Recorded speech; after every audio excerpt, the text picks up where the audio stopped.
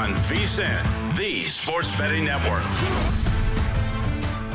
Welcome back. It is hour number 2 of the Lombardi Line here on the DraftKings Network. Femi Abebefe alongside Michael Lombardi out in the great state of New Jersey. We had a fun first hour. We got a fun second hour on deck for you guys as well. 30 minutes from now, Mike Palm, VP of Operations here at the Circa Resort and Casino, will be in the house for Palms Pressing 3. Also, next segment, No Way or No Doubt. We got all the usual Thursday staples here on the Lombardi Line. Michael will begin this hour number 2 with What's on Your Mind. Now, the contract negotiations for Caleb Williams and the Chicago Bears were interesting. Like, you asked me about it last week. You're like, isn't it strange that he doesn't have a contract yet? And I said, it is a little bit strange because the money is already slotted in. It was all over the language, but this one ended up being interesting languages as you have this Caleb Williams contract on your mind. Well, it's always interesting language because there's offset clauses in all the guaranteed money. So, for example, if you get cut, like Russell Wilson, he got cut with a guaranteed contract. That language in the guaranteed contract says whatever money he earns from somewhere else gets deducted from the total guarantee. It's called an offset. Well, that's usually what the sticking point is for most rookies. But I found it really humorous that people are taking shots at Caleb Williams because his agent asked for the removal of the franchise tag when he hits his 5th year. Why wouldn't he ask for that? Is it a job of an agent is to ask for everything and see what he gets? Like, why is the kid taking fault for that? That's a smart agent. And if the Bears are stupid enough to give it to him, which they weren't, then he deserves to have it, right? Yeah. So, look, he had no leverage in the negotiation. Now, when you have leverage in the negotiation like Dak Prescott did and you can get that in your contract, God bless you. Move forward, you got it. But there was no leverage. So now why are people taking unnecessary shots at Caleb Williams for something that his agent asked for, and that being a smart agent was the right thing to do? So I think, to me, that's one of these stories that people create that don't understand the dynamics of a negotiation. And I think that's the biggest part of all our problems with this stuff is a lot of people don't understand the business side of the NFL.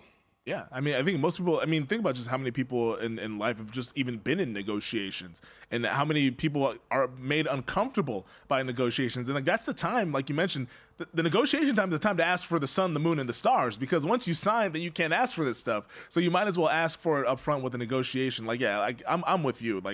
Caleb Williams, he's kind of been this figure that people can take shots at, and he's an easy guy to be like, oh, Caleb wants this or Caleb wants that. He's doing all this stuff.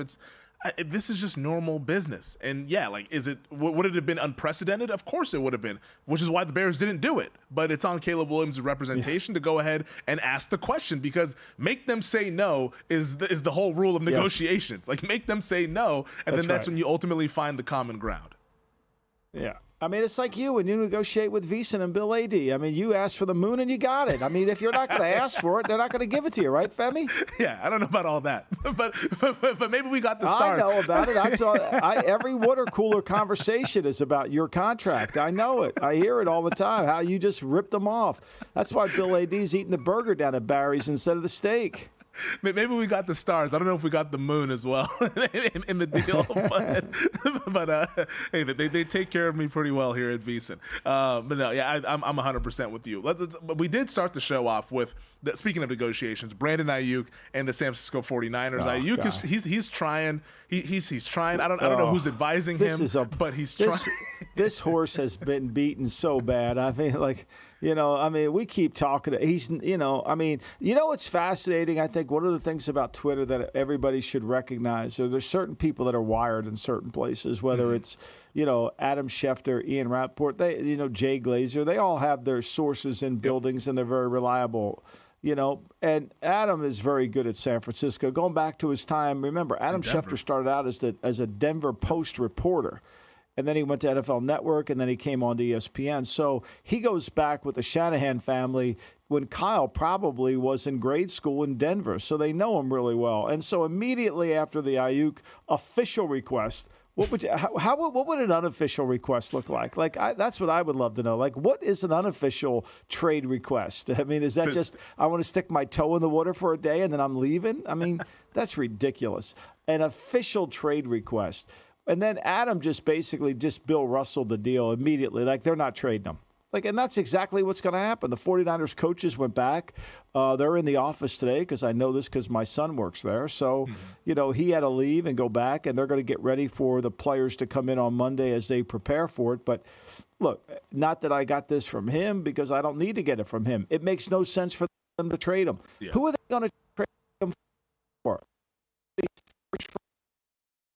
Oh, looks like Michael was breaking up there a little bit, but I'll go ahead and finish the point that he was making there is that the Niners don't want to trade him because in 2024, they need Brandon Aiyuk to ultimately fulfill the expectations of going to a Super Bowl and getting over that hump. And I echo the same sentiments as well because when I saw the news come out, one, I thought, hey, isn't this what Deebo Samuel did 2 years ago? And then he ultimately signed the contract. And then two, my thing was, all right, well, Brandon Aiyuk could ask for this, but nobody who's out there is going to want to pay him whatever money that he wants, which is the $35 million Justin Jefferson contract.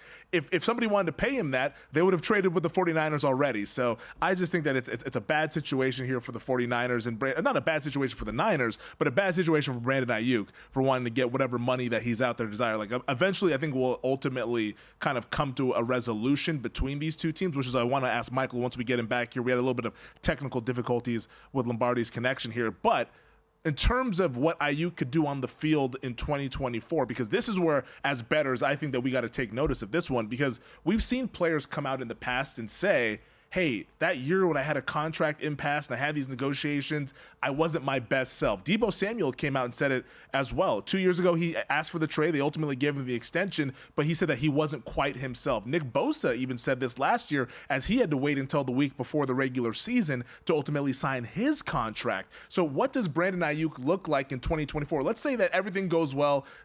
August 30th, the Niners come to an extension with Brandon Aiyuk.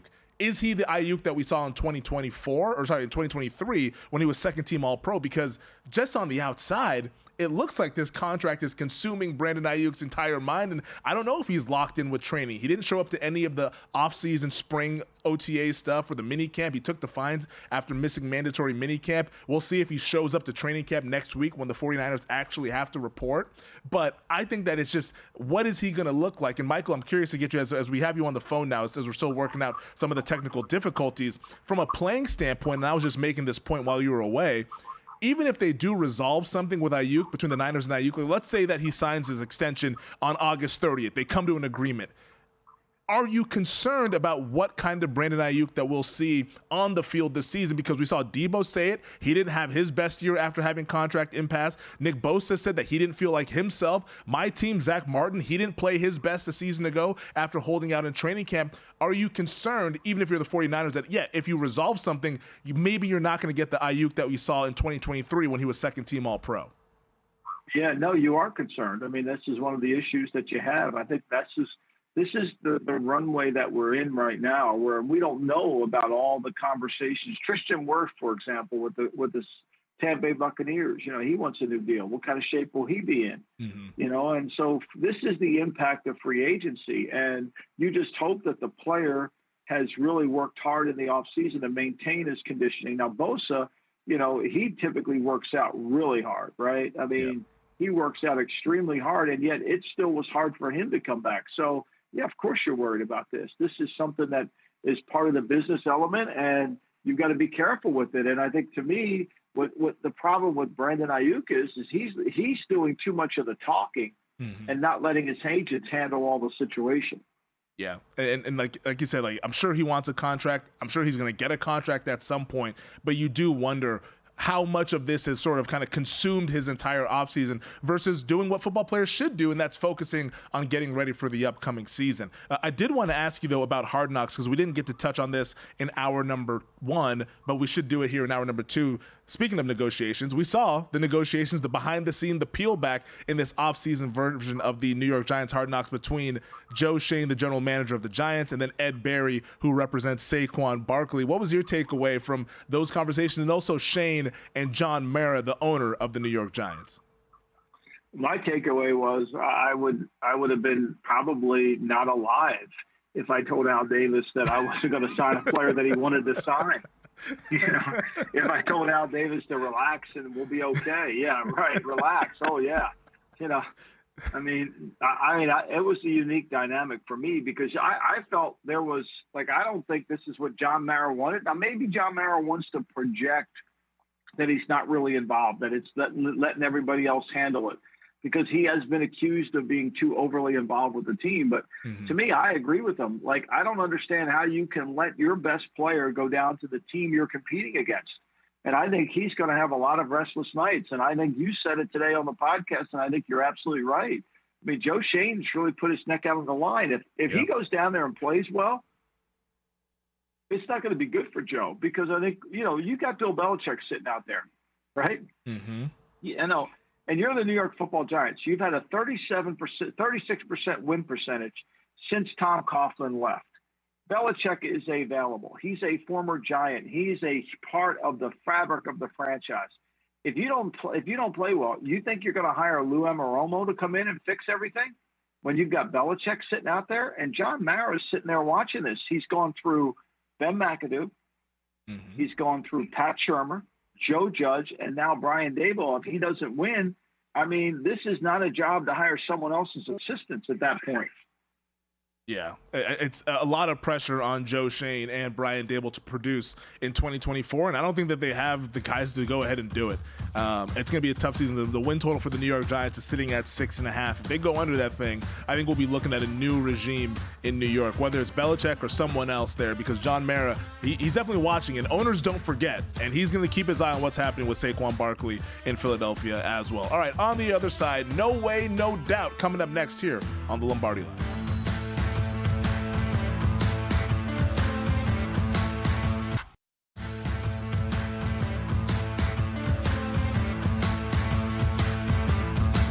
This is the Lombardi Line with former NFL executive Michael Lombardi. Now here is your host, Femi Abebefe, on VSiN, the Sports Betting Network. All right, get ready to win big this NFL season with a VSiN Pro subscription. Sign up on our football special before the end of July and get full VSiN Pro access from now through the Super Bowl for an early bird discount of $175. That saves you nearly 50% off the monthly price. It's a great deal. With VSiN Pro, you'll gain access to the daily best bets, exclusive betting splits data, proven betting systems analysis from professional handicappers, 24/7 video content, and all our special edition betting guides as well, like our new NFL betting guide packed with team, division, conference analysis, plus season win totals, futures, props, and awards best bets. It's in-depth coverage for a VSiN Pro subscription. Make sure you take advantage of this deal, $175 early bird special.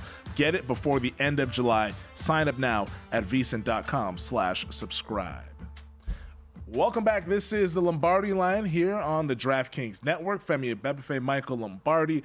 We have our guy Mike Palm, VP of Operations from the Circa Resort and Casino, joining us in the next segment. We'll go over Palm's Pressing 3. That's always a treat here on the Lombardi Line. But I believe we're still connecting with Michael Lombardi right now. But as it stands as now, we were discussing the Saquon Barkley whole negotiation with the New York Giants. And I think the point has to be driven home for the Giants that this is a very, very pressure-filled season that they're going to be coming up against with Joe Shane, the general manager, and Brian Daboll, the head coach, with the win total of 6.5. And yes, they went ahead and drafted Malik Neighbors, who I'm sure later on this Hard Knocks season we'll go ahead and see how that came about. But for the Giants, you got to wonder what this is going to be here in 2024 with everything looming out there in the future. We do have Michael Lombardi here for us with No Way or No Doubt, which is a Thursday staple here on the Lombardi Line. Here, Michael, as we'll go through these options and these NFL headlines, I should say, to see if No Way or No Doubt or if we should be looking into this thing. And the first one will be a topic that we discussed in hour number 1, and that is Davante Adams. Will he finish this season with the Las Vegas Raiders? No way or no doubt? I think no way. I think this contract is going to be a problem, and I think the fact that the quarterback position in Las Vegas is so unsettled. I mean, the fact that Aiden O'Connell is in the lead when we've seen multiple games, I know he was a rookie and I know he's a young player, where they couldn't complete a pass in the second half. I can't imagine that being unhappy about your contract and being happy about how many looks you're getting in a game is going to make Adams want to stay there. So I'll say no way. Yeah, I think the quarterback thing might be the biggest part of this, honestly, because I don't know if you've been watching Receiver on Netflix. It's like the quarterback thing they did last year, they're doing with the receivers. Devontae Adams is featured in this thing, and he looks incredibly frustrated. I'm about 4 episodes in, and the quarterback situation seemed to frustrate him quite greatly, and obviously the losing that they suffered last year. So if it continues like this, maybe we do see this Devontae reunion with Aaron Rodgers and the New York Jets, or maybe there could be a surprise team that comes in there and makes a trade for him as well. Let's continue with the receiver theme. Brandon Aiyuk will play for the 49ers this season with or without a new deal. No way or no doubt? No doubt he will. He has to. I mean, he has to, or unless he's going to acquiesce. I mean, the Niners are in the driver's seat. They have 3 more years at this deal. Yeah. But I think, to me, he's going to have to play at that. 100%. The Niners have full control over Brandon Aiyuk. Like, this is just, he can request the trade, he can go kicking and screaming, but he's either going to be on the 49ers or he's going to be accruing fines daily at training camp, and then maybe he'll be missing game checks if he really wants to go down that path. So I think it's definitely a no doubt on that one. This one from the world of college football right now is SEC Media Days in Dallas this week. It feels like they've been going on for about 17 days, but we got SEC Media Days gearing up for the college football season. And this one, more than 3 SEC teams will make the expanded 12-team college football playoff. No way or no doubt?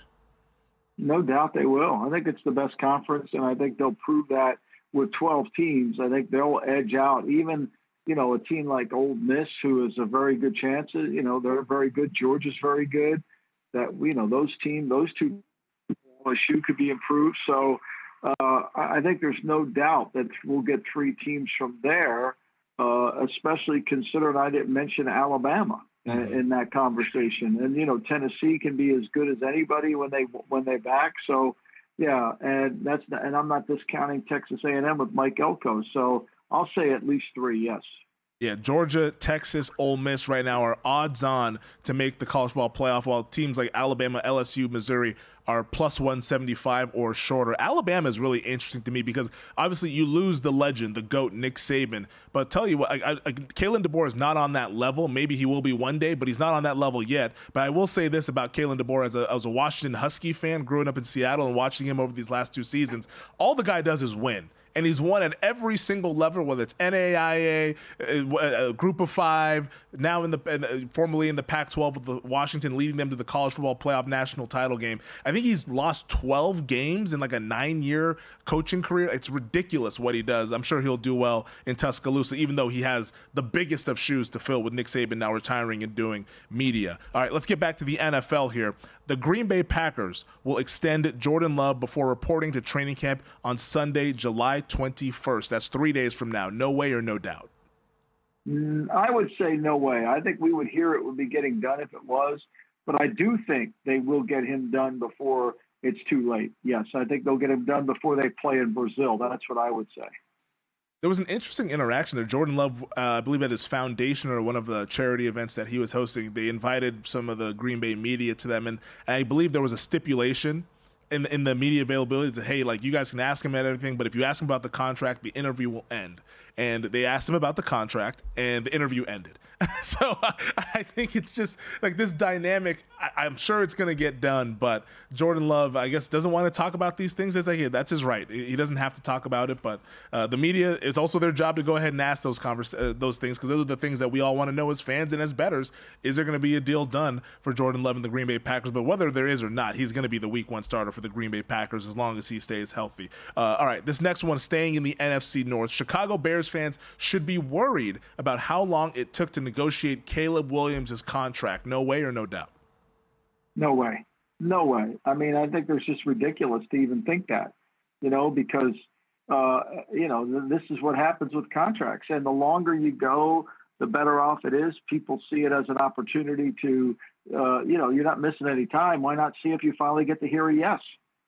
So in the rundown here, our guy Elliot put this note in there. It says that reports indicated that Caleb Williams wanted the no franchise tag clause, which we discussed earlier. But it said, according to Mike Florio, there was an attempt to get Williams paid as an LLC. The Bears were told by the NFL that the player's money can't go to a business entity other than the player. Then another approach that they emerged from the concept of a forgivable loan, which would have resulted in Williams getting the money tax-free until the loan was forgiven as many as 10 years into the future. The Bears, through the NFL, also nixed that possibility as well. But tell you what, man, it sounds like Caleb Williams has a pretty creative agent, and I think he must have a good one too, because you got to ask for whatever you can get. But yeah, it probably should not be an issue whatsoever. And as if he plays well, I think Bears fans will be comfortable with the Bears paying him hundreds of millions of dollars 4 or 5 years down the line. All right, the New York Giants should be worried about facing Saquon Barkley twice a year. Saquon, of course, now with the Philadelphia Eagles. No way or no doubt. No doubt. I mean, look, he's going to be playing behind the best offensive line he's ever played behind. He's got a quarterback who can make his game even better, and he's got a defense that can turn the ball over and get it back to him. I mean, look, let's face it, this is the best team. They haven't come close to beating the Giants, to beating the Eagles in their time. I know they almost beat them in a game that didn't matter, but, yeah, this is going to be – I think John Mara's going to have trouble sleeping. What do you think about Saquon's prospects of potentially leading the league in rushing? Because, like you mentioned, this is the best offensive line that he will have played for in his career. And, yeah, you know, injuries have been a concern for Saquon in the years past. Now he's 27 years old, but you could not draw up a better situation, I think, for a running back. What do you think Saquon has the potential to lead the league in rushing, maybe win an Offensive Player of the Year if the Eagles have the year that we all think that they might have? Well, Miles Sanders had over 1,100 yards rushing behind a really good offensive line, and I think this line has a chance to do the same. And if you put Miles Sanders is not as good as Saquon Barkley, even though they're both from Penn State, I think that, you know, he'll have a chance to get 1,400 yards, and that could lead the league. Look, the only way he might not be in this conversation is A, he gets hurt, and B, if the Eagles try to back it off late in the season because they are, you know, they have home field advantage and they want to save him. Yeah, right now Saquon at DraftKings plus 650, the third choice to lead the league in rushing. To win Offensive Player of the Year, he is 16-1, which right now is the seventh choice in that market behind some of the Big Ten receivers. Breece Hall has a shorter number than Breece Hall is 15-1 for the New York Jets, who I think Breece Hall will have a really good season, but I trust more of the Eagles offense than I trust the Jets offense, giving the play caller and the talent on the Philadelphia Eagles offense. Saquon 16-1. That's one that I have not bet, Michael, but I've been looking at it over the last couple of weeks. I'm like, man, like I really like the setup for Saquon in Philadelphia, but you do worry about maybe if Jalen Hurts kind of poaches some of the touchdowns on the 1 yard line, or if they kind of get stuff through the passing game, because Kellen Moore likes to air that ball out there. All right, so that is no way or no doubt. We're buying in on the Philadelphia Eagles and Saquon Barkley. Bears fans shouldn't be concerned. And hey, the SEC, where it just means more, maybe they get more than 3 teams into the college football playoff, the newly expanded 12-team college football playoff. All right, on the other side, the moment everyone's been waiting for, our guy Mike Palm, VP of Operations here at the Circa Resort and Casino, will join the conversation here on the Lombardi Line.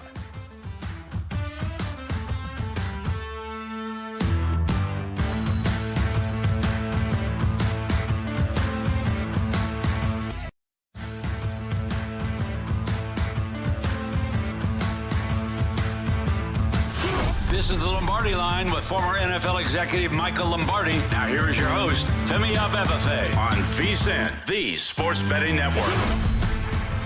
Welcome back. This is the Lombardi Line here on the DraftKings Network. Femi Abebefe, Michael Lombardi hanging out with you guys on a Thursday. And it's Thursday. It's 2:30 Eastern, 11:30 West Coast time, which means in studio, it's our guy, Mike Palm, the VP of Operations here at the Circa Resort and Casino. Mike, how we doing? We got a lot going on. I mean, it's not a lot. I mean, we got the Open Championship. We got NFL training camp. Yes, there's no baseball, but we still got enough stuff on the bone here in this July week. Tomorrow. We got baseball tomorrow, and we had our All-Star Invitational, which was baseball-centric, and the Open first round has been terrific. So I was interested in the round-by-round leader market, right? And I was going to take a dip at Schauffele, and I didn't. And then I said, boy, I should have went with Lowry because that's who I was. But now Brown just backs back-to-back to tie him at 4 under. So pretty amazing golf being played there on the windy shores in Scotland.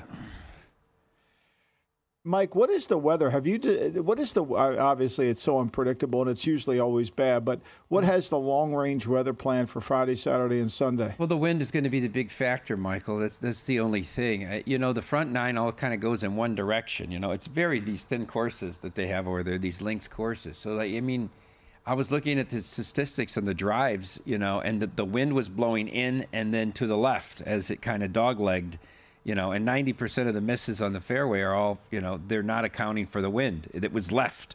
I think there were only 8 out of 40 some that were to the right. So, and then you have to play the wind, and then obviously you have to try to predict, is there any advantage to playing early or playing late? Mm-hmm. How does the weather going to change during the day?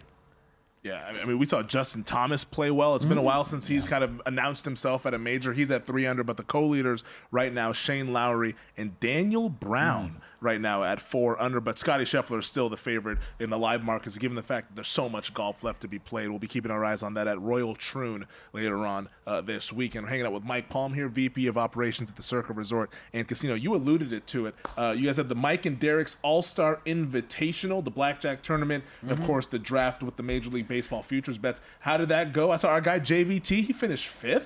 He was just hoping to get into the top 10, but good on him. He made a nice charge on the final day to get into the top 5.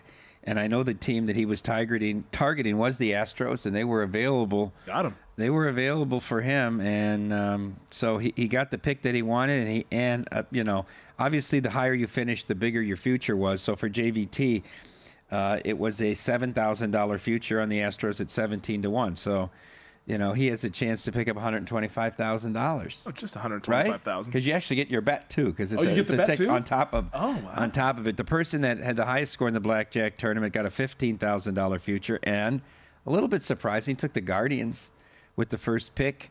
The second pick Phillies, third pick Yankees, fourth pick Dodgers, then Astros, Brewers. Orioles were still available at 7. Wow. Paul Howard finished 8th and got the Red Sox at 40-1. Then Atlanta, and then 200-1 shots at 10th and 11th. Texas and Pittsburgh. The Mets at 50-1 at 12th, and then 217-1 shots were available at 13th and 14th. Your Mariners and the Minnesota Twins.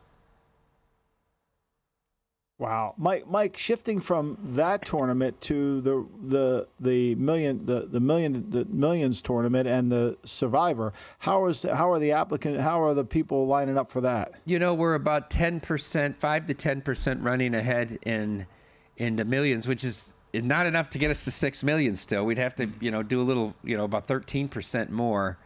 Still 35% ahead in Survivor. But Derek made a good point yesterday. We were talking about this at lunch.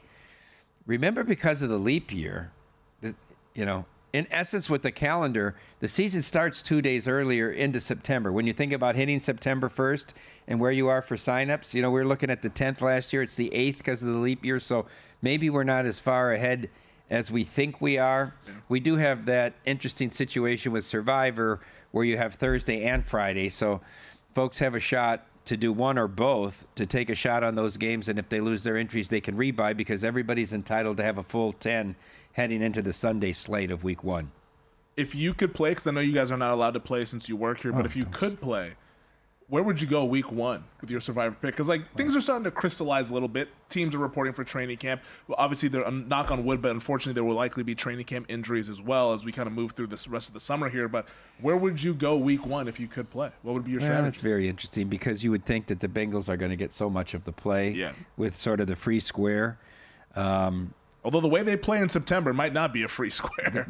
The free square, well, still, it's New England. The free square against the Patriots. I haven't done enough studying of the rest of the schedule. I might use the Chargers in Week 1. I think the Raiders are awful. I'm sorry, but I really do.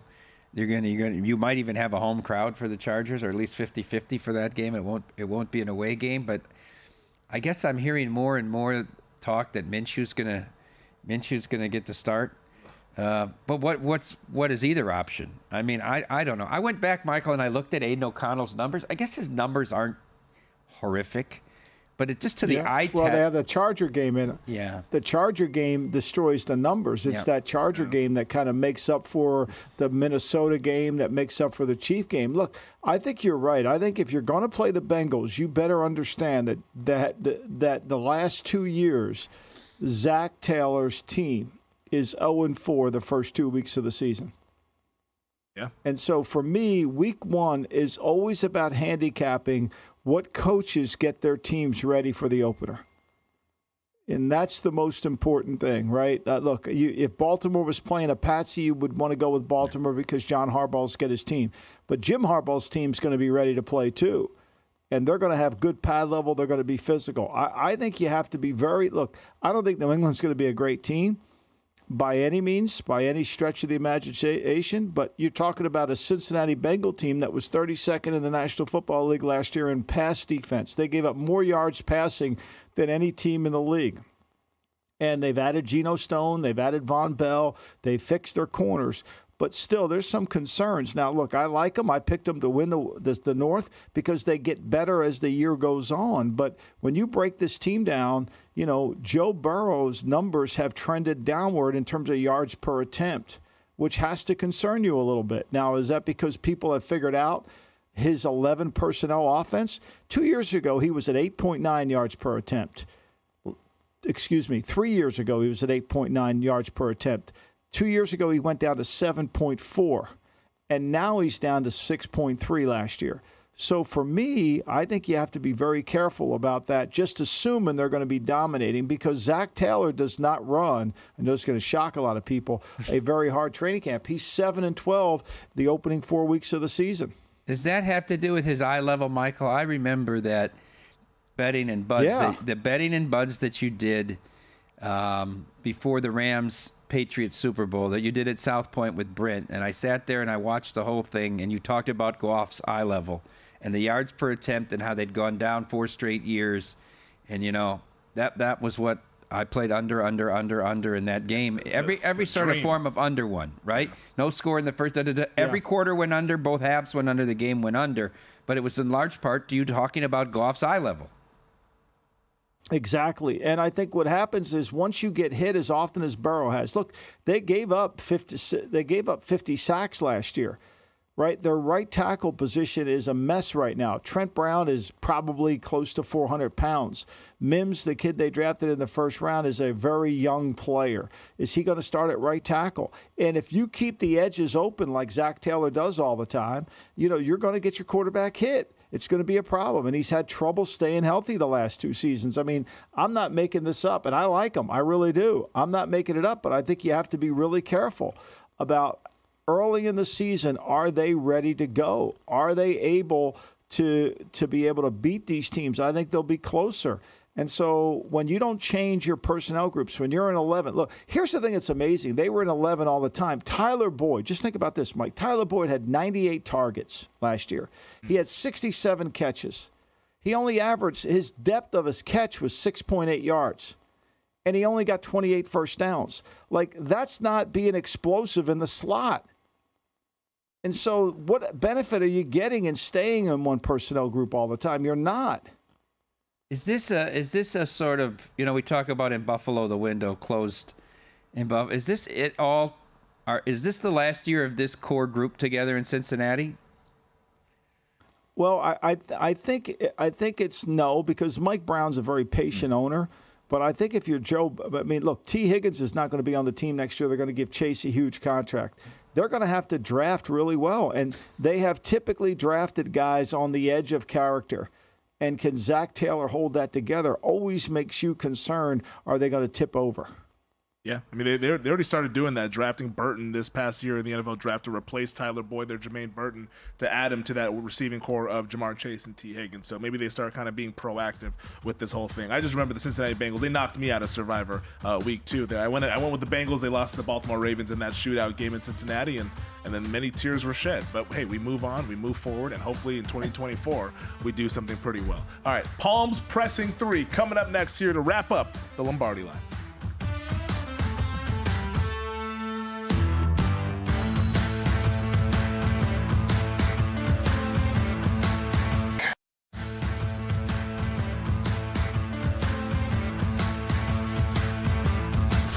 This is the Lombardi Line with former NFL executive Michael Lombardi. Now here is your host, Femi Abebefe, on VSiN, the Sports Betting Network.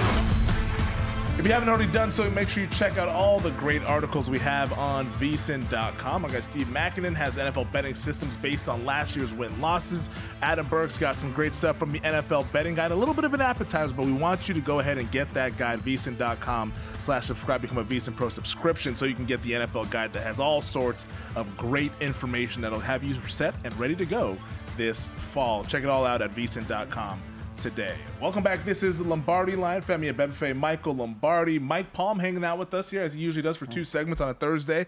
We'll get to Palm's Pressing 3 here shortly, but wanted to update you guys on the news in the National Basketball Association. ESPN's Adrian Wojnarowski reporting that the Los Angeles Clippers are sending Russell Westbrook a second-round pick swap and cash to the Utah Jazz in a sign-and-trade agreement for Chris Dunn. The expectation is that Utah will buy out Russell Westbrook's contract, and he will eventually join the Denver Nuggets once he clears waivers. So expect Russell Westbrook to join the Denver Nuggets. I'm sure we'll have much more on that throughout the day here at VSiN, so make sure you keep it locked here at the Sports Betting Network. But without further ado, let's get to Palm's Pressing 3. All right, Michael. Yes, I say it's pressing. This is Palm's Pressing 3. My mother told me never to answer a question with a question. Sir, my client has answered every question asked by this committee with the utmost sincerity. All right, Michael, I want to talk to you. I hadn't brought it up yet, but I want to talk to you about this new kickoff rule change with the NFL adopting the XFL-style kickoff, where basically you create a scrum between the 30 and 40, and these kickers have to land the ball between the goal line and the 20-yard line somewhere in bounds. Nobody can move until the ball's caught or it hits the ground. My question is there a team or teams that you think have made moves to take advantage of this rule, or a team or teams who are ill-equipped to deal with the rule change? And secondly, how do you think it will affect overall scoring? Well, I think it's going to be – look, the bailout, if you don't know what you want to do, you just kick the ball through the end zone. That's pretty easy, right? And so you can do that. But I think the teams that are shrewd and smart, like the Kansas City Chiefs, they're probably going to have, Eric Reed do the kickoffs, gives them another tackler because of the proximity of this, and then they can squib the ball and get it down there and control field position. But you're vulnerable to big kickoffs. I think we're going to see some explosive plays out of this kickoff, because of the where it is. And if you lose one site, you lose it's 10 tacklers against 11. And so you lose one, you could bust it out the door. So I think most guys that have grown up in the West Coast offense that basically don't pay much attention to special teams will just kick it through the end zone. Most guys that care about the kicking game, like Green Bay with Rich Bisaccia, who's the assistant head coach and does a lot there, I think they'll try to find a way to take advantage of this rule. And when you have a great returner like they do in Green Bay, I think it could really make a difference. Yeah, now, I can't wait to see this rule in effect. I do believe we're going to see the kickoff become more exciting, because it did seem a little bit just sort of ceremonial in the last rules when people were just booting it out through the back of the end zone. But I will miss the surprise onside kick. I know we didn't get it a ton, but the fact that you have to wave a red flag saying, hey, we're about to onside kick, because you won't line up in the normal formation. But I think we'll lose that, unfortunately. All right, question 2, Michael. The only 2 first-round draft picks that haven't been signed by their teams were both selected by the Minnesota Vikings, J.J. McCarthy and Dallas Turner. Should the fact that McCarthy is not yet under contract have more of an effect on the first QB to take a snack market? Shouldn't Sam Darnold be a much heavier favorite here? Yes, he should be. I don't think it really matters. I mean, he's not missing any time. He's been at the OTAs. This is all about language. This is all about getting the agents to understand the team as a policy. And agents feel like the longer it goes, maybe they're wearing down the team, or maybe they're finding a way to win the negotiation, just like we saw with Chicago with Caleb Williams. I mean, look, was it a problem? Well, Caleb Williams was asking for a lot of things that was uncommon, whether it was he wanted to be paid like an LLC, or whether he wanted to, start his own company, all that stuff. Why not ask for it, right? That's why we have a collective bargaining agreement. That's why the NFL is different than the NBA, because there is a structure. You can demand a trade in the NBA, and people are going to listen. You can demand a trade in football, and it's going to make the worldwide leader just go crazy, because they're just going to keep reporting on it, and it's not going to happen. So I think to me, this is about nothing. Minnesota will get these two guys done. It's all about the language of the offset. That's essentially because the money has already been determined. It's already been determined. Correct me if I'm wrong, Michael, but the players want it so that if they get cut before the end of the contract and they get signed by another team, essentially they can double dip. And the team does not want that. They want out of any obligation if they're signed after they cut them, right? Right. They want to be able to say, okay, if you leave me, Russell Wilson, we've guaranteed you. But if you take some extra, if you get a deal, that's why he took a minimum deal, because that $1.1 million goes away from the guarantee that Denver owed him. That's why he was never going to get more than the minimum salary that he could achieve, because he had offset language. Now, if he didn't have offset language in his contract, then he would have been out there shopping for the biggest deal possible, and he would have gone to the highest bidder. This is what happened with Jake Delhomme is one of the few players. Marty Herney gave him a non-offset contract. The great Rick Smith of Bartlestein of Priority Sports was able to negotiate that deal, and that was a winner. And the owners don't like that. They don't have it in coaches. It's one of the things that would stop coaches from getting fired.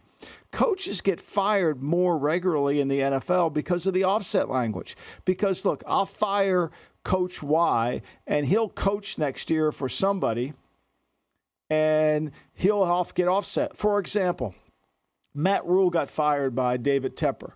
He took a job at Nebraska. Tepper hasn't paid Matt Rule a nickel since he's gotten fired because he's arguing in the courts of the NFL that Rule set up his contract at Nebraska so that he could get around the double dip. So he could double dip. And so Tepper stopped paying. And that's what you run into, is because you can't go somewhere else if you're a defensive coordinator and make $1 and make the other team pay for it. You've got to have a salary commensurate to what you're supposed to get. And so, therefore, that's the offset. If that was in the coaches' contracts, if there were no offset clauses, teams would hang on to coaches for a much longer time, but the coaches don't have a union. Okay, final question, Michael. Last week, I asked you to identify a couple coaches to look at in the first coach to be fired market. Let's do the opposite this week and see if you can identify one or two coaches people should look at in the coach of the year market. Go ahead again. I lost you for a second, Mike. Say that. Last week we talked about first coach to get fired. This week I want you to identify one or two coaches folks should look at in the coach of the year market. Okay. For coach of the year, to me, I think coach of the year, you can't give it to somebody who's like Mike Tomlin's done a great job when he wins 9 games. He doesn't get coach of the year. I think it's got to be his team that you think can really rise above and go from bad to good. Like, I think Shane Steichen, if they win the South, I think he could be coach of the year. Yeah, I mean, you're kind of looking for it. It's essentially like, which team do you think can go worst to first, which we see every year. Now, last year, DeMeco Ryans didn't win it because of the extenuating circumstances in Cleveland and all the quarterbacks that they won with there. But, I mean, if you can identify who's going to go worst to first, whether it's a Brian Callahan, could it be a Gerard Mayo with New England, even though they have the lowest win total. But if they ever won 9 or 10 games, put Dave Canales in that conversation as well. If those teams win 9, 10 games, they're going to be right there at least as a finalist, if not maybe the winner. Yeah. How about if you don't even win your division, but you had 5 quarterbacks? I guess that's the other way. Is Mike McDonald in Seattle punished by the fact that the team wasn't awful last year? That he's stepping into a team that, essentially was a winning team under Carroll, and so the cupboard's not really bare? Would you not consider him in this market? I would. I love him. But I think to me, and I love it because his strength is defense, and why he's there is because they were so bad defensively, giving up 400 yards to the Pittsburgh Steelers with Mason Rudolph. So I think that improvement, if he comes in and just improves that, and they stay status quo with Ryan Grubb on offense calling the plays, I think this team has a great chance, and McDonald does have a really good chance to win enough. But I don't know if he'll win the West, which then takes him out of the Coach of the Year conversation. Can Dave Canales, let's say they go 8-9, is that enough? Or let's say they win 9 games and make the playoffs. Is that enough to take a team from worst to playoffs? Yeah, I think it is. I mean, but those guys never get enough credit. Yeah. Like, you have to win the division to get it. It's unfair, right? I think some of the best coaching jobs are when you win 9 games. Yeah, Brian Daboll got the credit when they won 9 games a couple years ago, but I mean that's also the New York market. Maybe there's a little bit more attention on that. But yeah, if Canales wins 9 games with the Panthers, he's at least a finalist for Coach of the Year, if not the winner. That does it for us here on the Lombardi Line. Great questions as always, Mike Palm. We appreciate you stopping by here in studio. For Mike Palm, the VP of Operations here at Circa, for Michael Lombardi. Michael, enjoy the rest of the afternoon. We'll talk a little bit later. I'm Femi Abebefe for our entire crew saying good luck with all the bets. Sharp Money, Joe Serralo, Dave Ross coming up next here on VSiN, the Sports Betting Network.